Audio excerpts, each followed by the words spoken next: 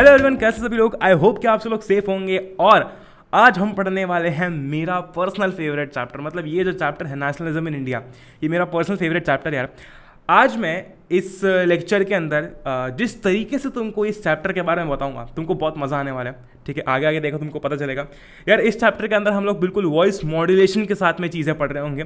साथ ही साथ में यार मेरा पर्सनल फेवरेट चैप्टर है, तो मैं जहाँ पर बिल्कुल फील से तुम्हें पढ़ा सकता हूँ वहाँ पर पढ़ाऊंगा। इसी के साथ साथ हम लोग जब ये लेक्चर पढ़ रहे होंगे, जब इस वीडियो में हम लोग आगे चीज़ें पढ़ेंगे, ठीक है, तो वहाँ पर तुमको कुछ साउंड इफेक्ट्स भी देखने को मिलेंगे जो कि तुमको ऐसा फील करवाएंगे कि तुम बेसिकली एक मूवी देख रहे हो। वही बारी है। ग्रेट। अच्छा, अभी तक आपने चैनल को सब्सक्राइब नहीं किया है तो कर देना यार, क्योंकि नए साल के साथ साथ कुछ नया आने वाला है। ठीक है, और छोटी सी लेवल पर नहीं तो बहुत बड़ी लेवल पर कुछ नया आने वाला है। भाई भाई ग्रेट। किसी भी छोटी मोटी चीज़ की लॉन्च की बात नहीं कर रहा हूँ मैं। ठीक है, और जो बेल आइकन आता है ना उसके पास में वो भी दबा देना, उससे आपको नोटिफिकेशन आएगा जब भी कोई नया वीडियो अपलोड होता है। वही बारी है। ग्रेट। अच्छा, जैसे कि हमने यार यूरोप के अंदर बात की थी कि कैसे नेशनलिज्म की जो फीलिंग थी, ठीक है, जो देशभक्ति की, नेशनलिज्म की जो फीलिंग थी वो लोगों में कैसे डेवलप हुई। अब यार हम हमारे देश भारत के बारे में बात करने वाले हैं, इंडिया के बारे में बात करेंगे कि यार इंडियंस में, इंडिया के अंदर जो फीलिंग थी नेशनलिज्म की वो कैसे डेवलप हुई। वही बारी है। ग्रेट, आगे चलते हैं। अच्छा, द सेंस ऑफ, ये चीज़ें मैं तुमको पढ़ के सुनाऊंगा और उसके बाद में इनके पीछे जो मीनिंग छुपा हुआ है वो भी बताने वाला हूँ। द सेंस, ये सारी की सारी लाइनें तुम्हारी एनसीईआरटी की है। वही बारी है ना। हाँ, the sense of being oppressed under colonialism provided a shared bond that tied many different groups together. भाई साहब यार, जब आप सालों से किसी व्यक्ति के अंदर दबे हुए हैं या फिर किसी व्यक्ति के कारण दबे रहते हैं, ठीक है, इसमें व्यक्ति नहीं, इसमें हम लोग बात कर रहे हैं ब्रिटिशर्स की। ठीक है, इसमें हम बात कर रहे हैं कॉलोनियलिज्म की। ठीक है, जब यार पूरा भारत जो है वो कॉलोनियलिज्म के कारण दबा हुआ था, तो सब लोगों के मन में, सब लोगों के मन के भीतर सिर्फ एक ही फीलिंग थी कि यार इस चंगुल से छूटना है। ठीक है, और यही फीलिंग हम सबको साथ रखती थी। ठीक है। अच्छा, लेकिन हर एक क्लास, हर एक ग्रुप जो था वो कॉलोनियलिज्म को डिफरेंट तरीके से देखता था। किसी की कुछ दिक्कतें हैं, किसी व्यक्ति की कुछ दिक्कतें हैं। अच्छा, अगर आप मॉल में जाते हो, मान लो कि आपका एम है मॉल में जाके फूड कोर्ट में मोमोज खाना। ठीक है, कोई आपके साथ वाला, आपका कोई दोस्त है, उसको भी मॉल में जाना है, लेकिन उसका एम क्या है? उसका एम है शॉपिंग करना। आप दोनों मॉल में जा रहे हो, लेकिन दोनों की एम्स डिफरेंट हैं, दोनों के जो मोटिव्स हैं मॉल जाने के वो डिफरेंट है। सिमिलरली यार इंडिया के अंदर भी सारे जो ग्रुप्स थे, सारे जो क्लासेस थे, उन सब को कहीं ना कहीं दिक्कत आ रही थी कॉलोनियलिज्म से। ठीक है, कहीं ना कहीं उनको प्रॉब्लम फेस करनी पड़ी थी, लेकिन उन सब की जो प्रॉब्लम्स थी वो अलग अलग थी। हर एक व्यक्ति जो है वो इसको अलग एंगल से देखता था, हर एक ग्रुप, अगर टू बी मोर प्रिसाइज। ठीक है, their experiences were varied and their notions of freedom were not always the same। भाई साहब, किसी व्यक्ति को किसी चीज़ से छुटकारा चाहिए तो किसी व्यक्ति को किसी चीज़ से छुटकारा चाहिए। ऑफ कोर्स सीधी सी बात है, जो लोअर क्लास लोग हैं, जो पीजेंट्स वगैरह है, उनकी डिमांड्स कुछ और होंगी। अच्छा, जो अपर क्लास लोग हैं, जो रिच लोग थे, शायद उनकी डिमांड्स कुछ और होंगी। तो हम लोग देखने वाले हैं कि कैसे, क्या किसकी डिमांड थी और क्या किस टाइप के लोग क्या क्या चाहते थे। ठीक है, ग्रेट। बात करते हैं। The Congress under Mahatma Gandhi tried to force these groups together within one movement। ठीक है, अब भाई साहब एक बहुत ही बेसिक सी चीज़ है।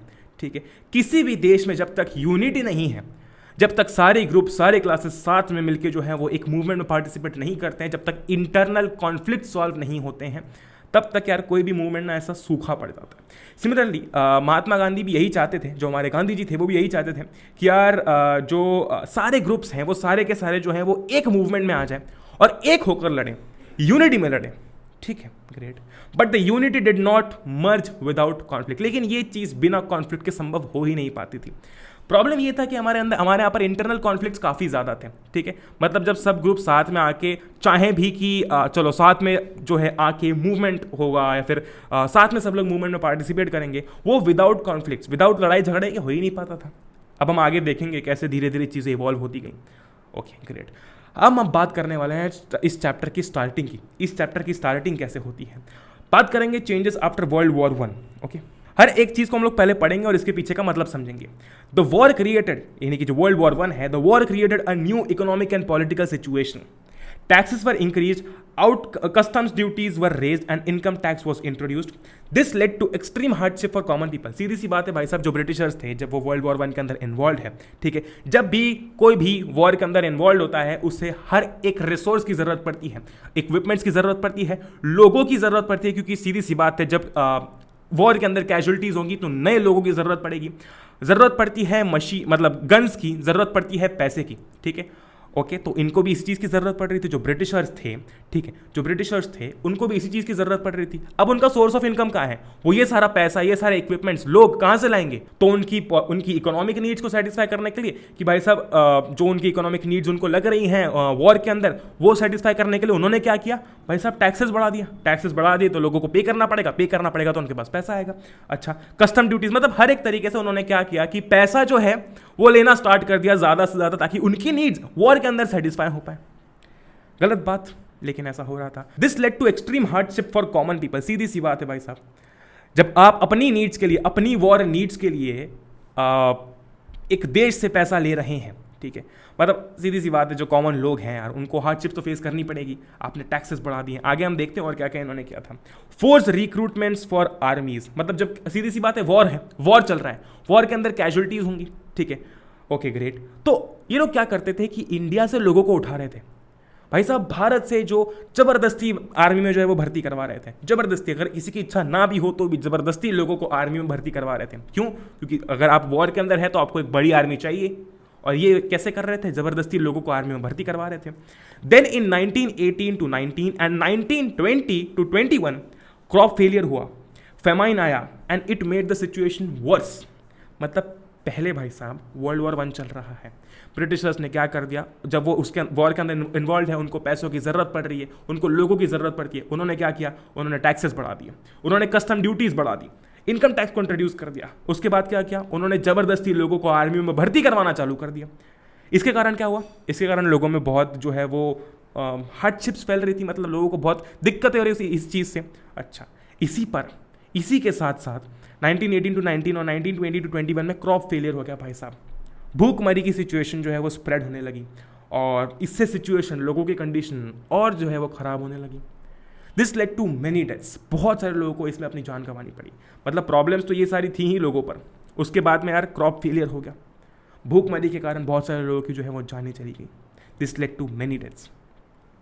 People hoped that their hardships would end after the war was over. लोगों को ये लग रहा था कि जैसे ये जो जंग है, ये जो वॉर है वो खत्म हो जाएगा भाई साहब, उनकी जो हार्डशिप्स हैं, उनकी जो दिक्कतें हैं वो खत्म हो जाएगी। लेकिन ऐसा नहीं हुआ। But that did not happen. काफ़ी यार ये चीज़ें ना बुक के अंदर काफ़ी कंसाइज, काफ़ी छोटी करके दी हुई है, लेकिन एक्चुअली जब हम हिस्ट्री देखते हैं, जब हम एक्चुअली पीछे मुड़ के समय को देखते हैं यार, मतलब बहुत ज़्यादा स्ट्रगल किया गया है। ठीक है, great. At this stage a new leader appeared and suggested a new mode of struggle. और वो कौन थे? तो वो थे गांधी जी।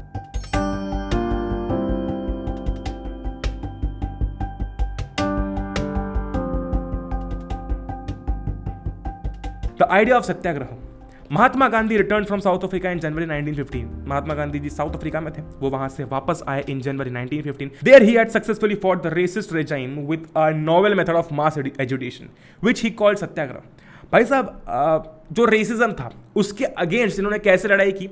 इन्होंने लड़ाई की नॉन वायलेंस के साथ में, और यही इनका सबसे बड़ा हथियार था। तुम आयरनी देख रहे हो, नॉन वायलेंस जो है वो गांधी जी का सबसे बड़ा हथियार था। और साउथ अफ्रीका के अंदर भी इन्होंने मास एजिटेशन, यानी कि सबके गुस्से को साथ लेके, लेकिन नॉन वायलेंस के साथ में जो है वो वहां पर सक्सेसफुली रेसिज्म के अगेंस्ट जो है वो फाइट की थी। ठीक है, Mahatma Gandhi believe that this धर्म of non violence could unite all Indians. उनका ये मानना था, उनका ये कहना था यार कि जो नॉन वायलेंस का जो एक्ट है, ठीक है, नॉन वायलेंस जो है, इसके थ्रू हम सारे इंडियंस को यूनाइट कर सकते हैं। उनका एक बेसिक कहना था कि आप लड़ो, बिल्कुल लड़ो, आप अपने सारे मुद्दे, सारे पॉइंट्स जो है वो प्रेजेंट करो, लेकिन भाई साहब नॉन वायलेंस से, इसमें वायलेंस नहीं होना चाहिए। और यही चीज़ वो करके आए थे, यही चीज़ जो है वो फॉलो करके आए थे साउथ अफ्रीका के अंदर। आगे बढ़ते हैं। After arriving in India, Mahatma Gandhi successfully organise satyagraha movements in various places. Satyagraha movements बोले तो क्या, बोले तो ये चीज़ जहाँ पर यार लोगों में देखो गुस्सा तो बहुत भरा हुआ था। जब आपके साथ में इतनी सारी सिचुएशन आपको फेस करनी पड़ रही है, जब जनता को इतनी सिचुएशन फेस करनी पड़ रही है गंदी से गंदी, तो लोगों के अंदर गुस्सा तो होगा। ठीक है, तो बात करते हैं। Mahatma Gandhi successfully organised satyagraha movements in various places. यहाँ पर ये जो 3 पॉइंट्स है बड़े ही इंपॉर्टेंट है, आपकी बुक के अंदर भी ये दिए हुए हैं। इन 1916 चंपारण इन बिहार। चंपारण के अंदर ये चीज़ कैसे की गई थी? देखो, हर जगह, जैसे कि हमने बात की थी ना, कि हर जगह लोगों ने नेशनलिज्म की फीलिंग को अलग अलग तरीके से डेवलप किया। लोगों की यार अलग अलग जगह पर फ्रीडम की अलग अलग डेफिनेशन थी। देखो जरा 1916 में चंपारण इन बिहार, यहाँ पर क्या सीन था। यहाँ पर यार सत्याग्रह मूवमेंट जो था वो किसके लिए था, वो इस चीज़ के लिए था कि जो इंडिगो फार्मर्स हैं उनको यार एक बहुत ही oppressive indigo plantation system face करना पड़ता था। मतलब यार ऐसा था कि उनको अपने ज़मीन पर कुछ हिस्से, कुछ परसेंट ज़मीन पर जो है वो इंडिगो उगाना पड़ता था। और प्रॉब्लम ये है इंडिगो उगाने के बाद में कि वो जो सॉइल है वो हो जाता है, उसकी जो फर्टिलिटी है वो सारी लूज हो जाती है। ठीक है, अगर वहाँ पर उनका एक, जैसे कि मान लो कोई लैंड है, कुछ परसेंट में, ठीक है, कुछ परसेंट में इनको ज़बरदस्ती इंडिगो ग्रो करना पड़ता था। ठीक है, और प्रॉब्लम ये थी, ठीक है, ग्रो करना पड़ रहा है, लेकिन प्रॉब्लम ये थी कि यहाँ पर ये जो लैंड है इसकी फर्टिलिटी जो है वो चली जाती थी, जो कि नुकसानदायक है, जो कि सीधी सी बात है किसी के लिए भी नुकसानदायक है। तो इंडिगो फार्मर्स जो थे वो चाहते थे कि ये जो ऑपरेसिव, ये जो बिल्कुल हमारे ऊपर थोप दिया गया है, इसके अगेंस्ट ये लोग खड़े थे, इसके अगेंस्ट इनका सत्याग्रह मूवमेंट था। 1917 में खेड़ा इन गुजरात, ठीक है, खेड़ा जो गुजरात में है, उन्होंने क्या कहा, उन्होंने कहा they demanded relaxation of revenue collection due to crop failure. हमने बात की थी ना थोड़ी देर पहले कि कैसे क्रॉप फेलियर हो गया था, तो हाँ, उसी क्रॉप फेलियर के चलते ये लोग चाहते थे कि भाई साहब जो टैक्सेस हैं वो जो है वो रिलैक्स कर दिए जाए। ठीक है, प्रॉब्लम ये है कि जब क्रॉप फेलियर हो चुका है तो भाई साहब इंसान पैसा देगा कैसे, टैक्स भरेगा कैसे। तो ये चाहते थे कि यार जो रेवेन्यू कलेक्शन आप कर रहे हैं, जो टैक्सेस आप ले रहे हैं, वो थोड़े से हम नहीं दे पाएंगे। क्यों? क्योंकि क्रॉप फेलियर हुआ है। 1918 में अहमदाबाद में सत्याग्रह मूवमेंट जो है वो कॉटन मिल वर्कर्स के अमंगस्ट, अगेंस्ट नहीं, अमंगस्ट इंट्रोड्यूस हुआ था। क्यों? उनकी तनख्वाह बढ़ाने के लिए, उनके जो वेजेस हैं उनकी वेजेस बढ़ाने के लिए। वही बारी है, ग्रेट। तो यहाँ पर हमने देखा 3 अलग अलग जगहों पर कैसे सत्याग्रह मूवमेंट जो थे वो किसके अमंगस्ट लॉन्च हुए और किस कारण से लॉन्च हुए। अब बात करते हैं द रोलेट एक्ट।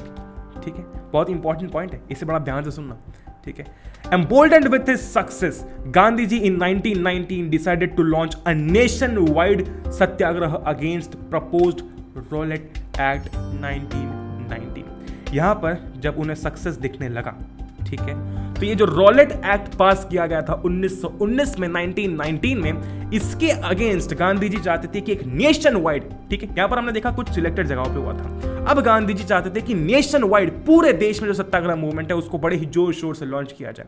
अब रोलेट एक्ट था क्या, इसके अगेंस्ट वो क्यों लड़ना चाहते थे, देखते हैं।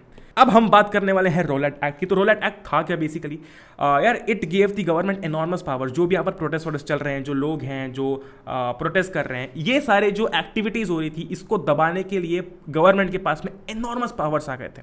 ठीक है, और साथ ही साथ में जो पॉलिटिकल प्रिजनर्स थे उनका यार detention, it allowed detention of political prisoners, यानी कि बिना किसी ट्रायल के, कोर्ट के अंदर बिना किसी हाजिरी के, बिना किसी चीज़ के सीधा जेल के अंदर फॉर 2 ईयर्स। ये तो गलत चीज़ है, ये तो बहुत ही गलत चीज़ है, लेकिन ऐसा था। तो इसी रोलेट एक्ट के अगेंस्ट, क्योंकि गवर्नमेंट जो थी भाई साहब वो डर गई थी। अगर मैं बोलता हूँ ब्रिटिशर्स जो थे वो डर गए थे, क्योंकि उन्हें दिख रहा था कि यार अगर ये चीज़ धीरे धीरे पूरे देश में फैल गई तो इनका पत्ता साफ हो जाएगा। और यही चीज़ के डर से उन्होंने क्या किया, ये रोलेट एक्ट जो है वो पास हुआ।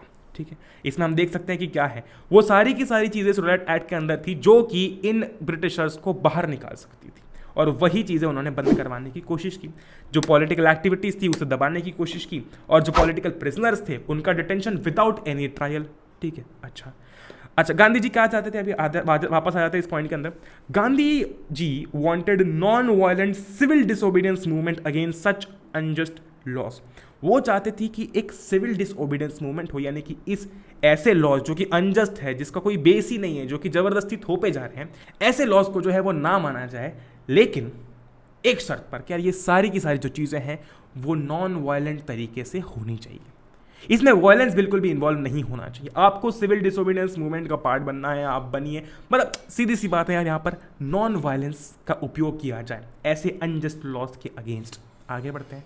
रैलीज कैसे किया गया, अब इस चीज़ को जो है वो इनिशिएट कैसे किया गया भाई साहब। Rallies were organise in various cities, अलग अलग जगहों पर रैलीज ऑर्गेनाइज की गई। Workers went on strike in railway workshop, जो वर्कर्स थे वो स्ट्राइक पे चले गए। Alarmed by the popular upsurge, इस चीज़ को देखकर ब्रिटिशर्स भाई साहब वापस से डर गए। उन्हें वापस से दिखा कि यार ये आग जो भड़की है शायद इनको वापस डुबा के ले जा सकती है। British decided to suppress the movement, support नहीं सप्रेस द मूवमेंट, यानी कि इस मूवमेंट को दबाने की कोशिश की गई। Local leaders were picketed from Amritsar, जो लोकल लीडर्स थे उन्हें उठाया गया था अमृतसर से। Gandhi ji was barred from entering Delhi, उन्हें ये चीज़ पता थी कि अगर दिल्ली में गलती से गांधी जी पहुंच गए तो सीन कुछ और हो जाएगा, तो फिर दिक्कत हो जाएगी। तो इसलिए Gandhi ji was barred from entering Delhi. जो लोकल लीडर्स थे, ये ब्रिटिशर्स की सारी करतूतें थी जो कि वो कर रहे थे इस मूवमेंट को सप्रेस करने के लिए, इस मूवमेंट को दबाने के लिए। वही बारी है। ग्रेट, आगे बढ़ते हैं। अब बात करते हैं जलियांवाला बाग मैसेकर की, जो कि 13 अप्रैल 1919 को हुआ था। काफ़ी दर्दनाक इवेंट था ये, और ये चीज़ आज भी जब हम पढ़ते हैं तो यार रूहें कांप जाती हैं, क्योंकि एक ऐसा इवेंट जो कि शायद ही कभी इंडियंस भूल पाएंगे। बात करते हैं। On 10th April the police in Amritsar fired upon a peaceful procession provoking widespread attacks on banks. Basically एक पीसफुल प्रोसेशन जा रहा था, ठीक है, एक बहुत ही पीसफुल प्रोसेशन, प्रोटेस्ट करते करते, ठीक है, जा रहा था। पुलिस ने क्या किया, उस पर फायरिंग चालू कर दी। पुलिस ने उस पर फायरिंग चालू कर दी। 10 अप्रैल की बात है। अभी हम लोग आते हैं जलियांवाला बाग मैसेकर पे। सीधी सी बात है, जब पीसफुल प्रोसेशन जा रहा है तो आपने गोलीबारी क्यों चालू की? इससे लोगों को आया गुस्सा, और यहाँ पर हम देख सकते हैं provoking wide spread attack on banks. लोगों को गुस्सा आया, लोगों ने बैंक पे जो है वो अटैक करना चालू कर दिया, क्योंकि आपने ऐसा किया क्यों? एक पीसफुल प्रोसेशन जा रहा है तो उस पीसफुल प्रोसेशन पर फायरिंग आखिर हुई क्यों? तो इस क्वेश्चन को लेकर जो है वो लोगों में गुस्सा था, ठीक है। लोग गए और लोगों ने वाइड स्प्रेड अटैक्स हुए बैंक्स पे, ये वो बहुत सारी चीज़ें, ठीक है। इसके बाद क्या हुआ, मार्शल लॉ इम्पोज हो गया। ये सब के बाद में क्या हुआ कि मार्शल लॉ जो है वो इम्पोज हो गया। अब मार्शल लॉ क्या होता है ये आप मुझे नीचे कमेंट करके बताएंगे, थोड़ी सी रिसर्च करके, ठीक है। And general Dyer took the command. Martial law को इम्पोज किया गया। ज़रूर से कमेंट करके बताना मुझे, बहुत ही इंपॉर्टेंट ये चीज़ को समझना। मार्शल लॉ इम्पोज हो गया, ठीक है, और इस चीज़ की कमांड किसके हाथ में थी? तो जनरल डायर के हाथ में थी। अब जनरल आगे लिखा हुआ है तो तुम इससे थोड़ा सा रिलेट कर सकते हो कि मार्शल लॉ आखिर होगा क्या, ठीक है। ग्रेट। जनरल डायर जो था भाई साहब, इसने कुछ बहुत ही गलत काम किए हैं और वो हम आगे पढ़ रहे होंगे, ठीक है। तो मार्शल लॉ इम्पोज हो गया और जनरल डायर जो था he took the command on Baisakhi. ध्यान से सुनना, on Baisakhi Dyer entered the area. अभी इसकी बात चल रही है, ठीक है। बैसाखी वाले दिन डायर ने क्या किया, डायर एरिया में एंटर किया, उसने सारे एग्जिट पॉइंट्स ब्लॉक कर दिए। क्यों किए होंगे? इसलिए किए ताकि लोग भाग ना पाए, और जो भी वहाँ पर क्राउड था भाई साहब, उन पर फायरिंग चालू कर दी।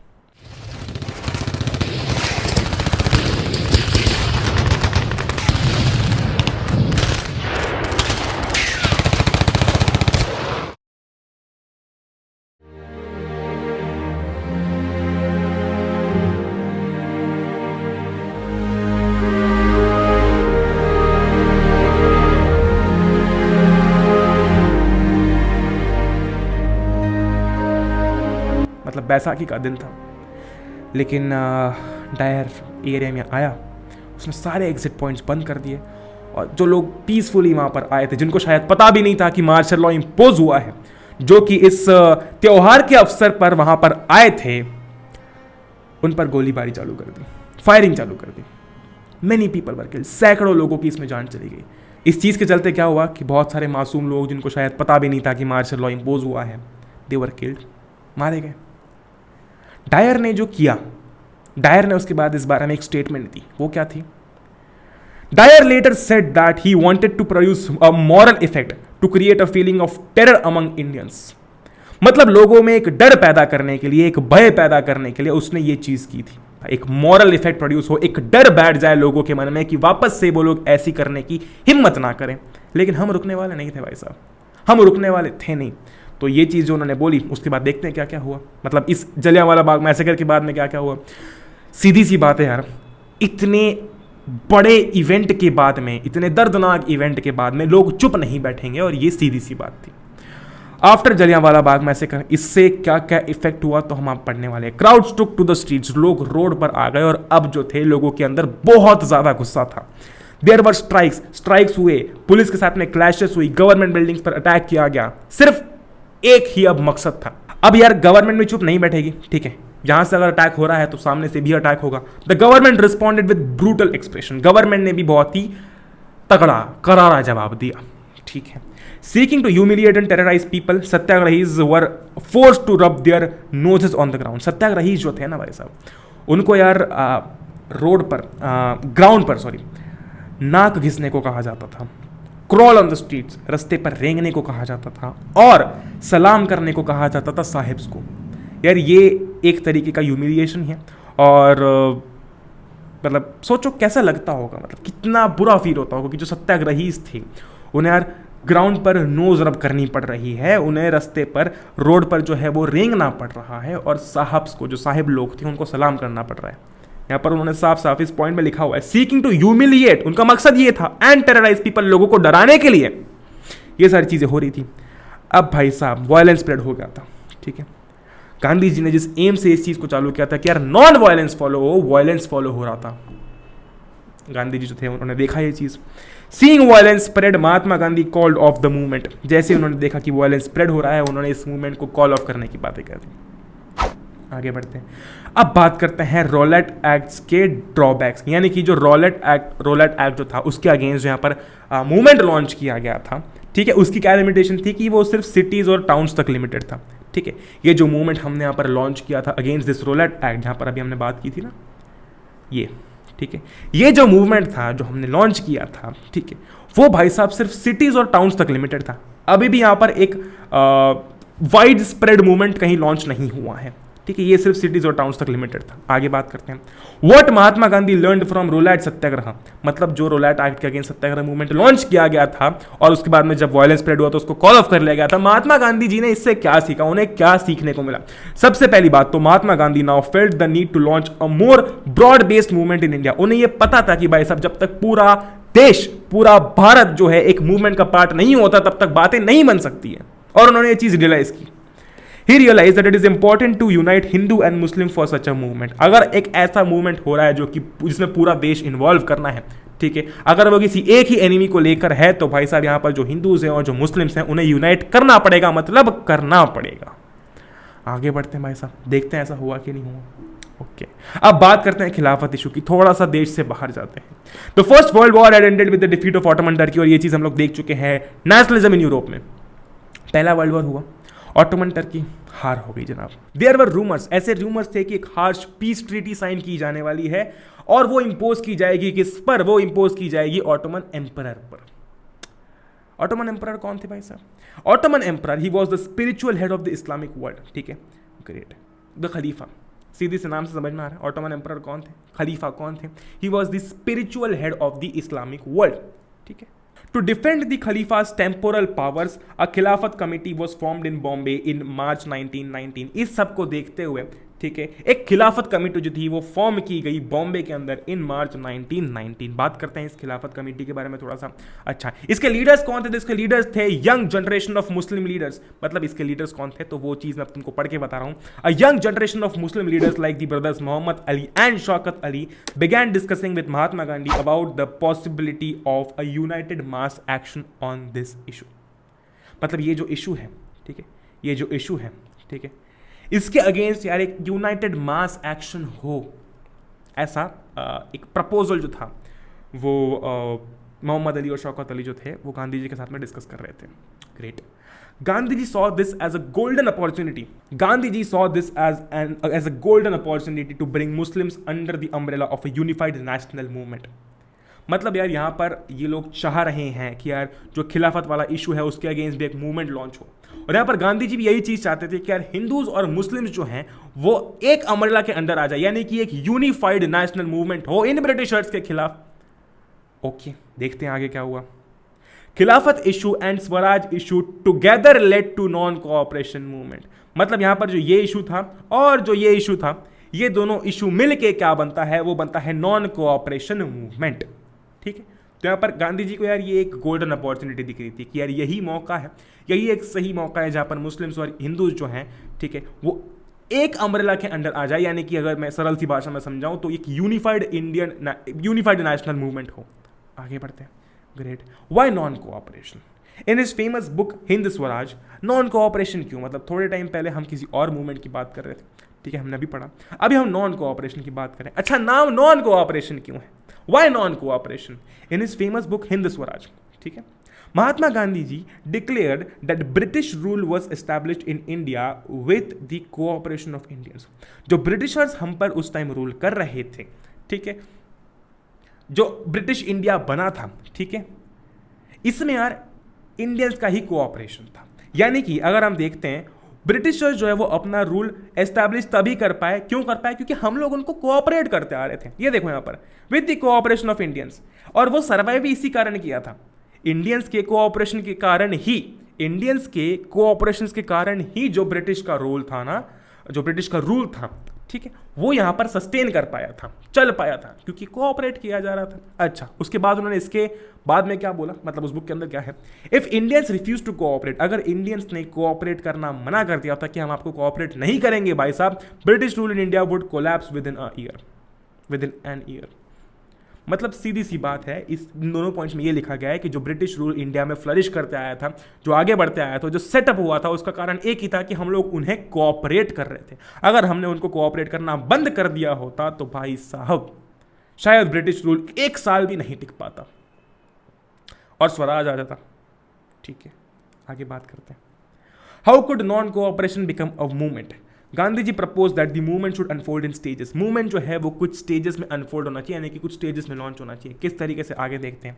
इट शुड, सबसे पहली स्टेप क्या होनी चाहिए, तो क्या क्या स्टेप्स जो है, क्या क्या स्टेजेस जो है वो हम पढ़ेंगे अभी, वो देखते हैं। ठीक है, इट शुड बिगिन, किस चीज से बिगिन होनी चाहिए, it should begin with the surrender of titles.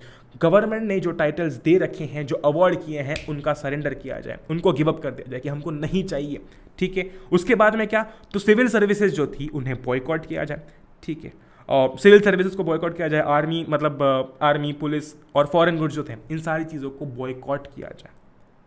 Okay, great. तो यहाँ पर किस तरीके से शुरुआत होनी चाहिए, तो इस तरीके से शुरुआत होनी चाहिए।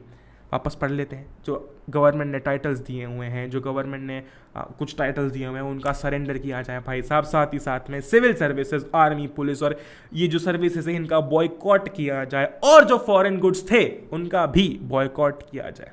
आगे बढ़ते हैं। उसके बाद then in case government use repression, अगर गवर्नमेंट ने फिर से हमको दबाने की कोशिश की, हम लॉन्च करेंगे एक फुल सिविल डिसओबीडियंस मूवमेंट, जहां पर हम डिसओबे करेंगे, नॉन कोऑपरेशन नहीं, जहां पर हम डिसओबे करेंगे। ठीक है, आगे बात करने वाले हैं उसकी भी। अगर गवर्नमेंट रिप्रेशन यूज करती है तो, अगर हमें दबाने की फिर से कोशिश करती है तो। आगे बढ़ते हैं।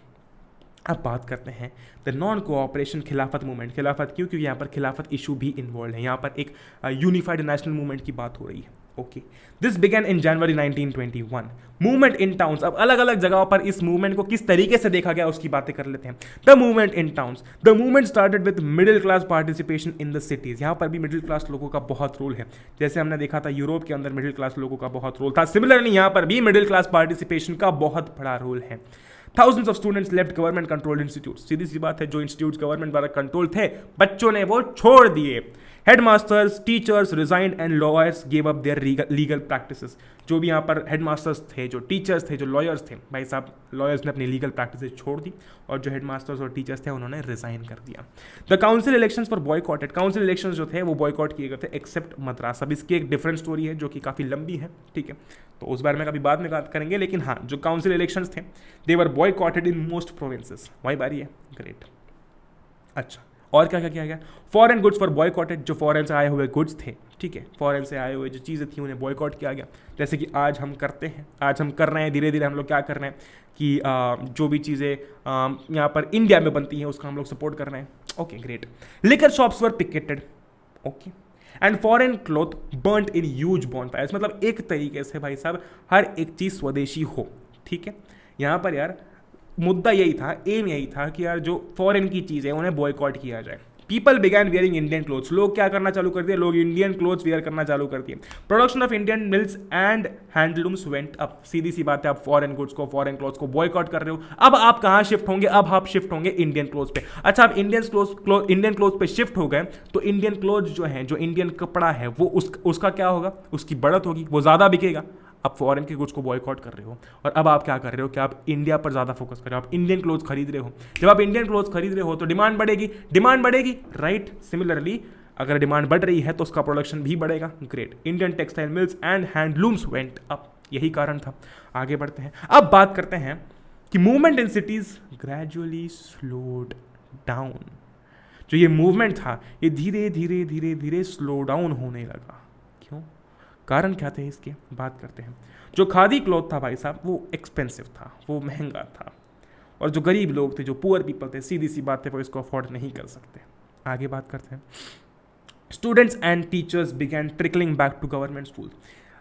एक बहुत ही बेसिक सी चीज़ है यार, अगर स्टूडेंट्स और टीचर्स ने गवर्नमेंट स्कूल जो है वो सब छोड़ दिया है, तो यार उसके कुछ ऐसे अल्टरनेटिव्स चाहिए, ठीक है, जो कि या तो उस लेवल के हो लेकिन उस या फिर उससे अच्छे हो। लेकिन उस टाइम पर ऐसे इंडियन इंस्टीट्यूशंस वगैरह नहीं थे जो कि अगेन यार जो गवर्नमेंट स्कूल्स थे उनसे बेहतर हो या फिर अल्टरनेटिव हो गवर्नमेंट स्कूल्स के। तो सीधी सी बात है, बच्चे पढ़ाई तो रोक नहीं सकते, तो स्टूडेंट्स थे और जो टीचर्स थे वो वापस से स्कूल जाना चालू कर दिए। लॉयर जो थे they joined back work in government courts, self explanatory है। अच्छा, तो ये सारे पॉइंट्स क्या बताते हैं? ये सारे पॉइंट्स ये बताते हैं कि कैसे ये जो मूवमेंट था, ठीक है, कैसे ये जो मूवमेंट था वो धीरे धीरे धीरे धीरे स्लो डाउन होने लगा सिटीज़ के अंदर। अच्छा, सिटीज़ की बात हमने कर ली, अब हम बात करने वाले हैं कंट्री साइड में कि जो कंट्री साइड था वहाँ पर कैसे लोगों का जो रिएक्शन था वो इस मूवमेंट के साथ में था। इन अवध के अंदर जो पीजेंट्स थे, they were led by Baba Ramchandra. He was a sanyasi who had earlier been to Fiji as an indentured labourer, ठीक है। तो जो पीजेंट्स थे अवध में, उन्हें कौन लीड कर रहा था? उन्हें लीड कर रहे थे बाबा रामचंद्र। अच्छा, तो मूवमेंट यहाँ पर, अच्छा देखो, हमने बात की शुरुआत में हमने बात की थी कि कैसे हर एक जगह पर, हर एक ग्रुप के लिए, हर एक व्यक्ति के, मतलब कुछ ग्रुप्स के लिए, कुछ जगहों पर जो मूवमेंट्स हैं उनका जो परसीवरेंस है, जो लोग देख रहे हैं उसको, वो अलग अलग एंगल से देख रहे हैं। यहाँ पर मूवमेंट किसके अगेंस्ट था? वो था तालुकदार्स और लैंडलॉर्ड्स के अगेंस्ट। वो था तालुकदार्स और लैंडलॉर्ड्स के अगेंस्ट। क्या दे डिमांड, उन्होंने क्या डिमांड किया? उनका डिमांड ये था कि भाई साहब आप टैक्सेस जो है उसका रिडक्शन कर दो, ठीक है, और जो बेकार है, यहाँ पर लिखा भी हुआ, बिना सैलरी के काम करना, फोर्स लेबर जो है, जो जबरदस्ती लेबर वाला काम करवाया जा रहा है, ठीक है, उसका एबोलिशन कर दिया जाए, वो बंद करवा दिया जाए, ठीक है। In many places, नए धोबी बांड्स जो थे, नए dhobi bandhs were organised by panchayat to deprive landlords of the services, ठीक है। जो नाई की, जो धोबी की, जो सर्विसेज होती है बेसिकली, जो लैंडलॉर्ड वगैरह थे उनको नहीं दी जाएगी, ठीक है, ग्रेट। ऐसे नए धोबी बांड्स जो थे वो ऑर्गेनाइज किए गए। वही बारी है, ग्रेट, अमेजिंग। आगे बढ़ते हैं। इन जून 1920, अभी भी ये कंट्री साइड की बात ही कर रहे हैं हम, ठीक है। In June 1920 Jawaharlal Nehru began going to the villages in Awadh. अब जवाहरलाल नेहरू जो थे वो धीरे धीरे अवध की विलेजेस में जा रहे थे, टॉकिंग टू द विलेजर्स से बात कर रहे थे, and trying to understand their problems, कि भाई साहब उन्हें क्या प्रॉब्लम्स फेस करनी पड़ रही है। Bye October the Aundh Kishan सभा was set up and headed by Jawaharlal Nehru, Baba Ramchandra and few others. तो बेसिकली अब धीरे धीरे ये जो सीधी सी बात है, ये सारा किस तरफ इंडिकेशन कर रहा है? ये सारी चीज़ें इंडिकेट कर रही है कि अब धीरे धीरे ये जो रेबेलियन था, ठीक है, ये बड़ा होने लगा, ठीक है, ये इसमें लोग जुड़ने लगे, तो सभाएं बनने लगी। वही बात ये, great. The peasant movement however developed in forms that the Congress leadership was unhappy with. अच्छा, वापस से एक बार पढ़ो। The peasant movement however developed in forms, ये कुछ इस तरीके से डेवलप हो रहा था कि जो कांग्रेस लीडरशिप थी, ठीक है, वो इस चीज से अनहैप्पी थी। कारण क्या है देखते हैं, ओके, देखते हैं, पढ़ रहे हैं आगे। इसमें क्या हो रहा था? इस मूवमेंट में कंट्री साइड में क्या हो रहा था? अभी हमने बात की ना, यहाँ पर ये हमने बात की, ओके, ठीक है। तो अब कंट्री साइड में क्या हो रहा था देखो जरा। The houses of talukdars and merchants were attacked and bazaars were looted. Again violence का कहीं ना कहीं यहाँ पर इस्तेमाल किया जा रहा है। जो तालुकदार थे, जो मर्चेंट्स थे, उनके घर पर अटैक किया जा रहा था और जो बाजार थे उन्हें लूट लिया जा रहा था। Okay, the name of the Mahatma was being invoked to sanction all actions and aspiration. मतलब ऐसा होता है ना कि यार किसी व्यक्ति का नाम लेके हम कोई भी काम करवा लेते हैं, ठीक है, ऐसे जनरली हम लोग देखते हैं कि इसका नाम लिया और काम हो गया। सिमिलरली वहाँ पर लोग क्या कर रहे थे कि गांधी जी का नाम लेकर कोई भी किसी भी पर्टिकुलर चीज़ को या फिर किसी भी पर्टिकुलर एस्पिरेशन को, किसी भी पर्टिकुलर एक्शन को, कोई भी पर्टिकुलर चीज़ को ना सैंक्शन करवा लेते थे कि नहीं ये तो गांधी जी ने बोला, नहीं ये तो इन्होंने कहा है, नहीं ये तो इनके नाम से मतलब चीज़ें चल रही थी वहाँ पर। ऐसा होता है ना कि हम देखते हैं कि यार कोई व्यक्ति किसी और के नाम से जो है वो अपना काम करवा रहा है। सिमिलरली वहाँ पर लोग जो है वो गांधी जी का नाम इस्तेमाल करके किसी भी चीज़ को अप्रूव करवा ले रहे थे। Okay, great. इन many places local leaders told peasants, बहुत सारी जगहों पर जो लोकल लीडर्स थे उन्होंने पीजेंट्स से कहा कि गांधी जी ने कहा है that no taxes were to be paid and land was to be redistributed amongst the poor. मतलब लोग कुछ भी अब कहे जा रहे थे, अपने हिसाब से चीज़ों को मैनिपुलेट कर रहे थे, मतलब चीज़ें जो है वो आउट ऑफ कंट्रोल होती जा रही थी, ठीक है। मतलब ऐसा कह रहे थे अभी लोकल लीडर्स पीजेंट्स को कि यार गांधी जी ने कहा है कि कोई टैक्स पे नहीं करना है हमको, और जो लैंड है वो सारा का सारा पुअर के अमंग्स्ट पुअर, सारे गरीब लोगों में बांट दिया जाएगा। ये चीज़ें अब आउट ऑफ कंट्रोल हो रही हैं। आगे देखते हैं। अच्छा, हमने बात कर ली। देखो ये जो पॉइंट था ना, peasant movement however developed in forms that the Congress leadership was unhappy with. देखो यहाँ पर पीजेंट्स का जो गुस्सा था, जो उनकी प्रॉब्लम थी वो किन से थी? तालुकदार से थी। ठीक है, जो रिच ताल्लुकदार होते हैं। और कहीं ना कहीं यार रिच ताल्लुकदार जो थे, जो अमीर थे, उनका फाइनेंशियली भी सपोर्ट हुआ करता था कांग्रेस को। अब हम बात करने वाले ट्राइबल एरियाज की। मूवमेंट ट्राइबल एरियाज में किस तरीके से देखा गया। गुडेम हिल्स ऑफ आंध्र प्रदेश, देखते हैं काफी अमेजिंग चीज यहाँ पर भी। A militant guerrilla movement spread in the early 1920s, यानी कि छुप के वार करना, ठीक है, छुप के वार करना। Okay great. People were angry on colonial government for banning their entry in large forest regions. जो ट्राइबल लोग थे भाई साहब, उनकी जो रोजी रोटी है वो फॉरेस्ट से ही चलती है, वो चलती है जंगलों से ही, ठीक है।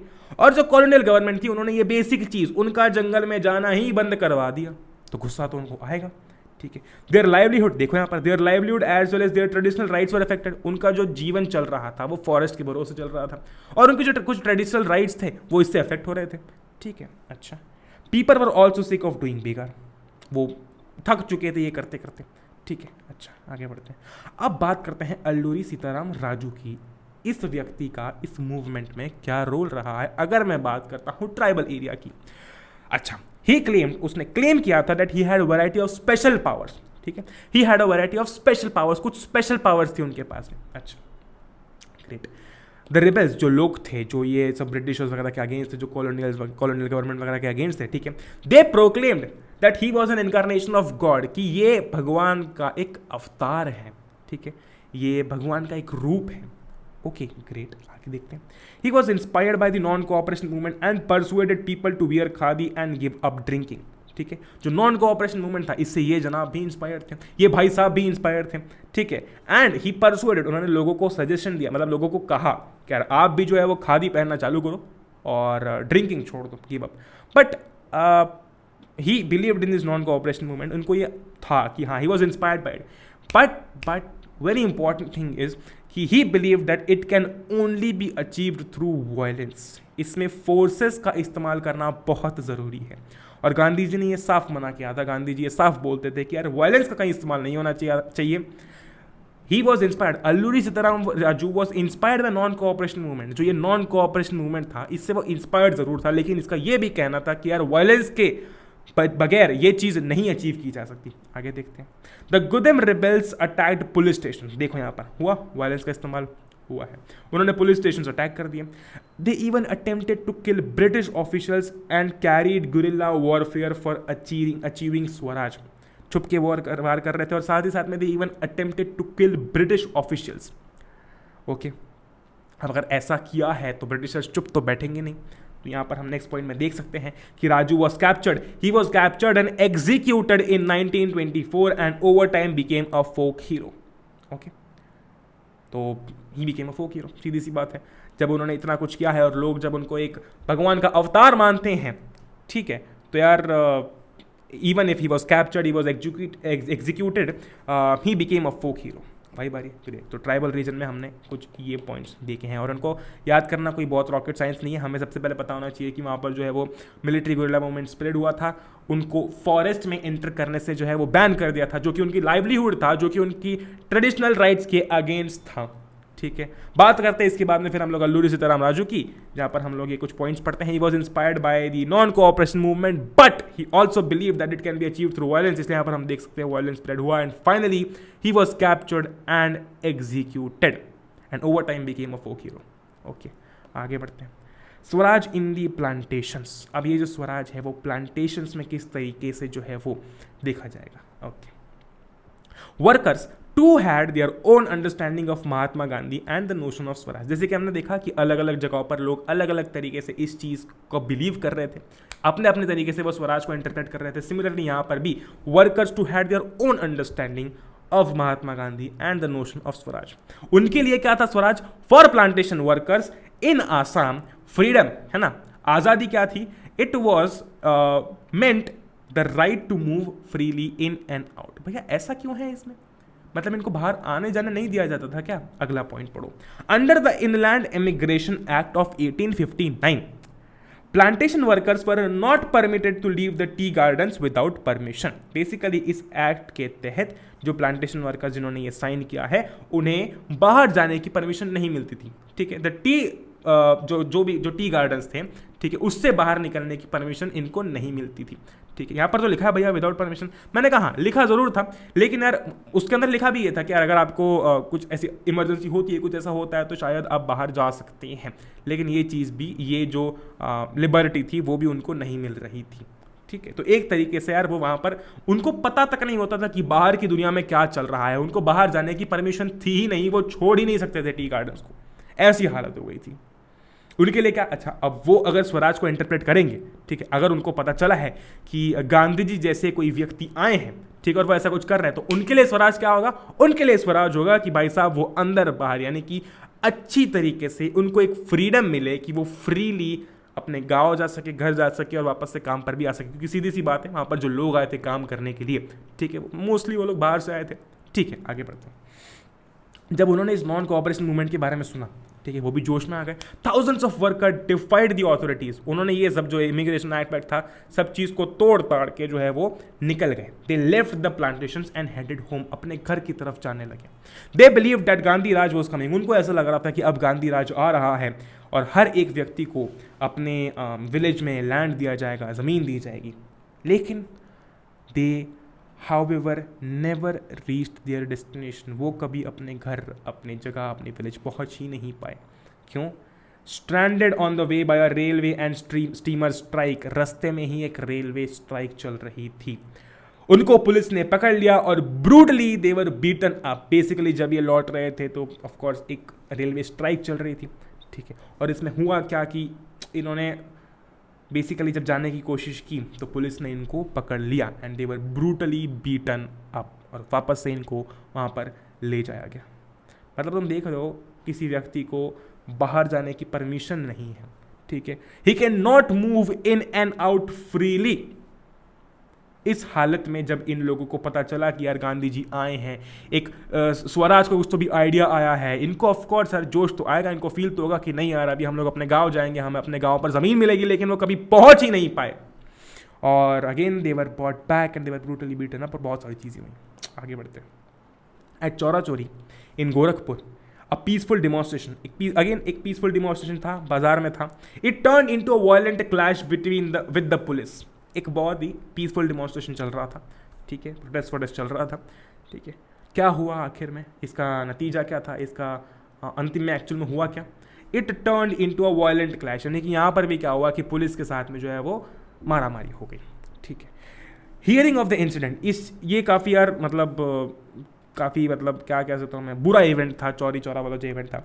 और इसके बारे में सुनते ही गांधी जी जो थे उन्होंने मूवमेंट को कॉल ऑफ कर दिया, यानी कि हॉल्ट, मतलब he called a halt to the non cooperation movement, यानी कि नॉन कोऑपरेशन मूवमेंट रोकने का कह दिया। क्यों? क्योंकि अगेन हम देख सकते हैं जिस विजन के साथ में गांधी जी ने इस मूवमेंट को लॉन्च किया था कि यार नॉन कोऑपरेशन तो हो, लेकिन बहुत बड़ा लेकिन, कि यार उसको नॉन वायलेंट तरीके से आगे बढ़ाया जाए, वो चीज़ यहाँ पर कहीं ना कहीं वायलेट होती हुई दिख रही थी। तो अगेन गांधी जी को अपने मूवमेंट को कॉल ऑफ करना पड़ा। आगे बढ़ते हैं। In February 1922 Mahatma Gandhi decided to withdraw the non cooperation movement. He felt that the movement was turning violent in many places within the Congress. Some leaders were by now tired of mass struggles and wanted to participate in elections. Congress के अंदर, ठीक है, INC के अंदर कुछ leaders जो थे, they were now tired, वो अब थक चुके थे इस मास स्ट्रगल से, उनको लग रहा था कि कुछ हो नहीं रहा है, ठीक है। और जैसे कि हमने पढ़ा था कि इलेक्शंस को बॉयकॉट किया गया था, अब ये लोग चाहते थे कि नहीं, हमें वापस से इलेक्शन में पार्टिसिपेट करना है। They felt that it was important to oppose British policies within the councils, argue for reform. Basically उनका ये कहना था कि यार जब तक हम इलेक्शन में पार्टिसिपेट नहीं करेंगे, कॉन्टेस्ट नहीं करेंगे, ठीक है, तब तक ये जो ब्रिटिश पॉलिसीज हैं इसका अपोज नहीं कर सकते, ठीक है, इसके अगेंस्ट आर्ग्यू नहीं कर सकते जब तक हम लोग उस इलेक्शन का पार्ट नहीं बनते हैं। और कहीं ना कहीं ये चीज़ जो है वो लोगों के मन में आने लगी, मतलब जो कांग्रेस के अंदर थे, ठीक, ग्रेट। सीआर दास, आगे पढ़ते हैं। CR Das and Motilal Nehru form the Swaraj party within the Congress. उन्होंने कांग्रेस के अंदर ही स्वराज पार्टी बनाई to argue for return to council politics. Basically उनका आर्ग्यूमेंट ये था कि यार हमें काउंसिल पॉलिटिक्स में लौटने दिया जाए, क्योंकि कोई ना कोई पॉलिटिक्स के अंदर भी चाहिए, क्योंकि कोई ना कोई वहां पर भी चाहिए, इलेक्शंस के अंदर भी चाहिए, कोई ना कोई वहां पर भी ऐसा व्यक्ति चाहिए या फिर ऐसा ग्रुप चाहिए जो कि ब्रिटिशर्स की पॉलिसीज को या फिर जो ब्रिटिश पॉलिसीज वो इंपोज करते हैं, थोपते लेकर आते हैं, उनका अपोज किया जाए। Again, but younger leaders like Jawaharlal Nehru and Subhash Chandra Bose pressed for more radical mass agitation and for full independence. जो यंगर लीडर्स थे जैसे कि जवाहरलाल नेहरू थे, सुभाष चंद्र बोस थे, उनका कहना था कि नहीं यार अभी भी हम लोग मास एजुटेशन के साथ में फुल इंडिपेंडेंस जो है वो अचीव कर सकते हैं, अभी भी यार समय गया नहीं है, अभी भी हम लोग जो है वो सब लोग जुड़ के एकजुट होकर जो है वो इनके खिलाफ लड़ सकते हैं फॉर फुल इंडिपेंडेंस। ऑलराइट, तो अभी बात करते हैं यार द फेमस साइमन कमीशन की। ठीक है, तो बेसिकली साइमन कमीशन था क्या, उसके बारे में बात करते हैं। तो यार ब्रिटेन से एक ग्रुप ऑफ पीपल को इंडिया भेजा गया था, एक ग्रुप था लोगों का जिनको इंडिया भेजा गया था। क्यों भेजा गया था? The commission was assigned to suggest changes into the constitutional system in India. ठीक है, तो इंडिया के कॉन्स्टिट्यूशनल सिस्टम में कुछ चेंजेस सजेस्ट करने के लिए इस कमीशन को जो है वो असाइन किया गया था और इंडिया भेजा जा रहा था। वही बारी, ग्रेट। अब मज़े की बात ये है कि चेंजेस हो रहे हैं इंडिया के कॉन्स्टिट्यूशन में। तुम फील समझना यहाँ पर कि चेंजेस हो रहे हैं इंडिया के कॉन्स्टिट्यूशन में, लेकिन it did not have a single Indian member. मतलब चेंजेस आप कर रहे हो इंडिया के कॉन्स्टिट्यूशन में, लेकिन यहाँ पर उस कमीशन के अंदर एक भी इंडियन मेंबर नहीं है। ठीक है, तो सीधी सी बात है, when Simon commission arrived in India in 1928 it was greeted with the slogan go back Simon. तो जब भी साइमन कमीशन आया भारत में, लोगों ने ऑफ कोर्स इसको बड़े ही प्यार से कहा कि गो बैक साइमन। ठीक है, चले जाइए वापस। Congress and the Muslim league participated in the protest, और इस प्रोटेस्ट में, इनको वापस भेजने के प्रोटेस्ट में Congress and Muslim league participated. वही बारी है, ग्रेट। आगे बढ़ते हैं। अब जरा बात कर लेते हैं थोड़ी सी और डिटेल में। In an effort to win them over, basically scene ऐसा था, viceroy lord Irwin announced on October 1929 an offer of dominion status and round table conference। Basically इन्होंने किया क्या, इन्होंने ये किया कि यार हमको एक डोमिनियन स्टेटस बनने का ऑफर दिया। बेसिकली डोमिनियन स्टेटस में होता क्या, जैसे कि आज की डेट में प्रेसिडेंट है, वैसे ही अगर उस टाइम पर इंडिया डोमिनियन स्टेटस में होता, ठीक है, तो प्रेसिडेंट की जगह पर वाइसरॉय होता। ठीक है, यानी कि लॉर्ड इरविन बैठा होता, वाइसरॉय होता, और गवर्नमेंट जो है वो अपनी होती। ठीक है, गवर्नमेंट जो है वो हमारी होती। वही बारी, ग्रेट। तो उन्होंने ऑफर किया था डोमिनियन स्टेटस का, लेकिन यार ये चीज़ है ना ऐसे एकदम से हो नहीं जाती थी। ठीक है, काफ़ी लंबा टाइम लगता था। अच्छा, तो उन्होंने इस चीज़ को ऑफर किया and offered for a round table conference. ठीक है, अच्छा, लेकिन this did not satisfy the Congress leaders. ठीक है, ये चीज़ को कांग्रेस लीडर्स सेटिस्फाई, ये चीज़ जो है वो कांग्रेस लीडर्स को सेटिस्फाई नहीं कर रही थी। क्यों नहीं कर रही थी, इसका कारण हमको नेक्स्ट पॉइंट में पता चलेगा। लाहौर सेशन ऑफ आईएनसी, जब कांग्रेस का लाहौर में एक सेशन हुआ था, इट फॉर्मलाइज डिमांड फॉर पूर्ण स्वराज। अब जो है हमें डोमिनियन स्टेटस नहीं चाहिए, यानी कि अब जो है हमें ऐसा नहीं चाहिए कि आप जो है वायसराय बन के यहाँ पर बैठे हो। ठीक है, और ऐसा कुछ हमको नहीं चाहिए, हमको पूर्ण स्वराज चाहिए कि आप लोग जो यहाँ से चले ही जाओ। ठीक है, मतलब हमको पूर्ण स्वराज चाहिए, टू बी मोर प्रिसाइज। ठीक है, हमको ऐसा कुछ नहीं चाहिए, तुम्हारा डोमिनियन कुछ नहीं चाहिए, हमको पूर्ण स्वराज चाहिए। अच्छा, और इसके हेड कौन थे? Jawaharlal Nehru headed this and called for celebration of independence day on 26 जनवरी। मतलब कि ये जो मांग की गई थी कि यार हमको, मतलब ऑफ कोर्स ये डिमांड किया गया था कि नहीं हमको अब जो है वो पूर्ण स्वराज चाहिए।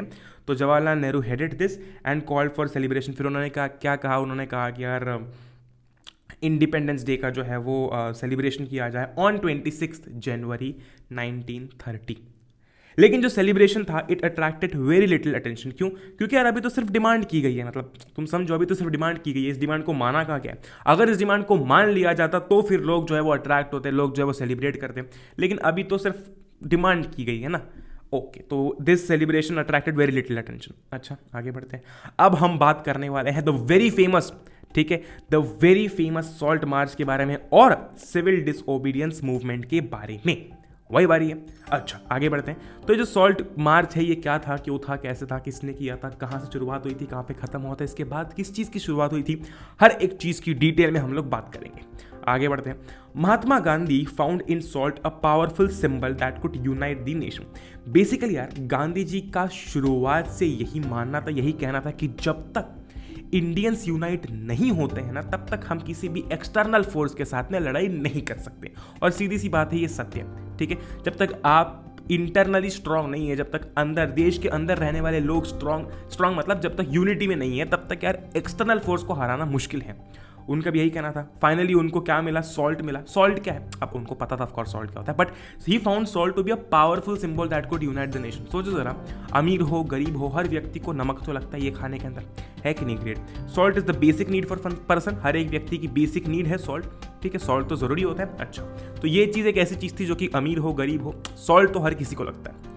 देयर वॉज, लेकिन प्रॉब्लम ये था ना कि सॉल्ट जो था उस पर टैक्स था और government monopoly over its production, यानी कि सिर्फ गवर्नमेंट ही प्रोड्यूस कर पा रही थी। ठीक है, पहली बात तो टैक्स था और दूसरा सिर्फ गवर्नमेंट प्रोड्यूस कर सकती है। मतलब ये तो ऐसा है कि मतलब सिर्फ गवर्नमेंट मोनोपोली का क्या मतलब है कि मतलब सिर्फ गवर्नमेंट कर रही है, कोई और नहीं कर रहा है। ठीक है, ग्रेट।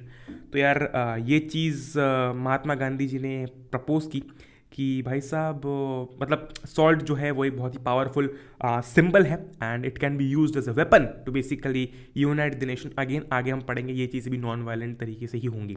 बात करते हैं। अच्छा, अब महात्मा गांधी जो थे उन्होंने क्या किया, he sent a letter to viceroy Irwin stating 11 demands. Basically ये जो 11 डिमांड्स थी काफ़ी ब्रॉड रेंजिंग डिमांड्स थी, यानी कि गरीब से गरीब लेकर तो अमीर तक। ठीक है, हर एक व्यक्ति की डिमांड को मद्देनजर रखते हुए उन्होंने कुछ 11 तरीके की जो डिमांड्स थी उन्हें स्टेट किया। ठीक है, कि भैया हमारी ये डिमांड्स हैं। ठीक है, if the demands were not fulfilled, अगर डिमांड्स फुलफिल नहीं की गई, Congress would launch a civil disobedience movement. Basically ये एक तरीके का उनका कहना था गांधी जी का कि अगर हमारी डिमांड्स पूरी नहीं की गई तो फिर एक सिविल डिसओबीडियंस मूवमेंट लॉन्च किया जाएगा। ठीक है, Irwin was unwilling to negotiate as usual. Irwin जो था वो मानने के लिए बिल्कुल भी तैयार नहीं था। अब हम बात करने वाले हैं महात्मा गांधी जी ने। अच्छा, तो फिर ये सिविल डिसोबीडियंस मूवमेंट की शुरुआत कैसे हुई? अच्छा, देखते हैं। Mahatma Gandhi started his famous salt march. उन्होंने जो अपनी फेमस सॉल्ट मार्च जिसके बारे में आज पूरी दुनिया जानती है वो शुरू की थी and he was accompanied by 78 of his trusted volunteers. ठीक है, कहाँ से शुरुआत हुई थी, कहाँ पर ये खत्म हुई थी, बात करते हैं। ठीक है, मार्च स्टार्टेड फ्रॉम गांधीज आश्रम इन साबरमती। ठीक है, साबरमती से इसकी शुरुआत हुई थी। ठीक है, to the Gujarati coastal town of Dandi. ठीक है, तो साबरमती से लेकर डांडी तक ये जो मार्च है वो चली थी।